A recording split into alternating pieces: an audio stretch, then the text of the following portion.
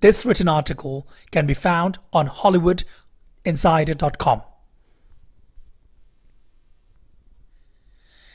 Just like the Academy Award nominated Joker, cinematic depictions of mental illness play an integral role in the way society views those who suffer from these afflictions. Joker, 2019's record-smashing blockbuster, is based on one of the most notorious psychopaths in pop culture history.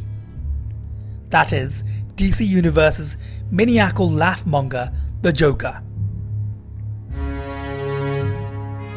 This unique origin story focuses on a mentally unstable man named Arthur Fleck, presumably the Joker's birth name. In this incarnation, Arthur is the tormented soul who, due to his mental instability and unfortunate life circumstances, becomes the clown prince of crime. Afflicted with emotional incontinence, as displayed by his untriggered, uncontrollable, almost unhuman laughter, Arthur is a classic example of meandering through life with the cards stacked against him. Arthur Fleck shines a much-needed spotlight on mental illness that remained shrouded in stigma. Society's unwillingness to help bring the socially isolated, unstable individuals into the light is art imitating life in this journey into the alternate DC universe. Films have the power to perpetuate stigmas, but they also have the power to change the way we perceive the world. Trying to empathize and connect with the mentally unstable may be the trick to lead them from social isolation back into the world. In fact, Joker, the movie, and the character is a wake-up call.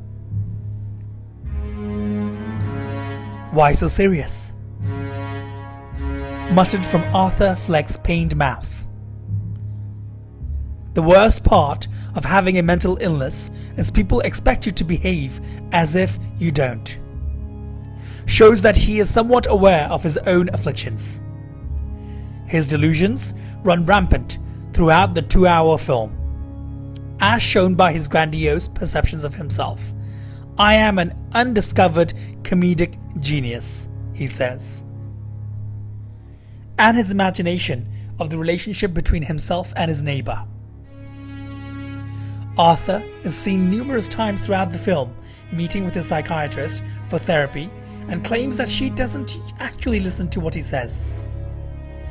This was a cry for help that seemingly fell on deaf ears. Is this a nod to society's stigma placed on mental health issues? Perhaps a don't ask, don't tell approach? Was Joker written to bring mental health to the mainstream, using a popular culture icon to help boost its impact? Whatever the intention, Joker has undoubtedly brought this controversial subject out of society's self-imposed entombment. All jokes aside, ahead of the Joker release in the United States on October 4, 2019, the FBI and Homeland Security released a warning of concern. Publishing a bulletin, the federal agencies warned of threats of violence in theaters showing the film. This alarming warning was penned based on the film's content, with authorities worrying it would inspire a lone offender. This is not an unfounded concern. In 2012, a lone shooter stormed into a midnight screening of The Dark Knight Rises in Colorado, killing 12 people and wounding 70 others. While on trial for the horrific crime, the shooter's defense was that he was in the midst of a psychotic episode when the killings occurred. Despite this, 2 state-appointed forensic psychiatrists evaluated the shooter and determined that although suffering from severe mental illness, he was legally sane. The trial resulted in 12 life sentences for the murders plus 3,318 years for the attempted murders of those he wounded. This instance highlighted the need for awareness surrounding this taboo topic and put theatres on high alert for the latest trip to Gotham City. Luckily, there were no reports of violence or attempted violence when Joker debuted. It is clear that people worried about the concepts of the film permeating its viewers' minds in the wrong way. Rather than inspiring them to pay attention to those who suffer, fears it would incite violence prevailed. If the content and overall message of the film is strong enough to cause alarm, it is strong enough to swing it in the opposite direction. Calling for help. The violent events of the film show how untreated mental health issues can lead to dire results. Painted on thicker than the Joker's harlequin makeup, we see a man's painful journey into the depths of his own mental hell. His downward spiral is alarming to watch, especially since his anguish went ignored by those who surround him. His outburst of violence was seen by everyone in Gotham, yet days before that he was completely invisible. Arthur is longing for a connection to someone other than his ailing mother and dreams up scenarios that make him feel emotions, be it acceptance, praise, or love. He yearns for acceptance from an unforgiving society.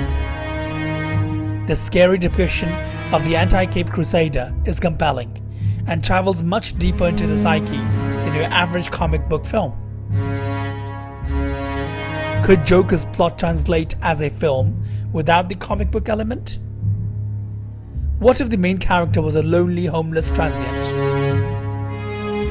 While the delivery vehicle would have been much different, the message would be the same. As a society, we need to lift the taboo placed on mental health and accept it as openly as we do physical disabilities.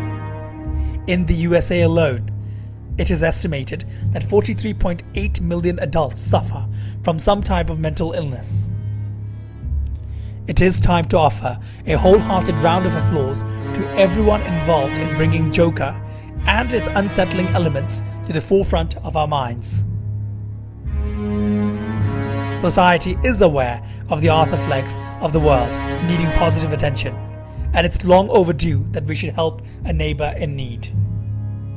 Attention and professional health treatment minus the judgment is a step in the right direction.